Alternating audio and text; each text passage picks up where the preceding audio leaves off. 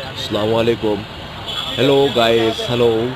আপনারা সবাই দেখতে পাচ্ছেন এখানে খাঁটি গরুর দুধ পাওয়া যায়। হ্যাঁ, খাঁটি গরুর দুধের মালাই চা পাওয়া যায় এবং এই দোকানদার মামা খুব ভালো চা বানায়।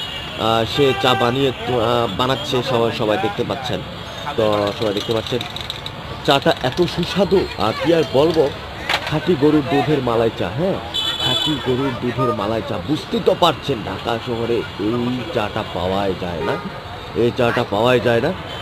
শীতের সকালে, একদম শীতের সকালে খাঁটি গরুর দুধের মালাই চা যদি খাওয়া যায় তাহলে কাজটাও সুন্দর হয়ে যায়। কি বলেন সবাই? হ্যাঁ, অনেক সুস্বাদু চা, অনেক সুস্বাদু।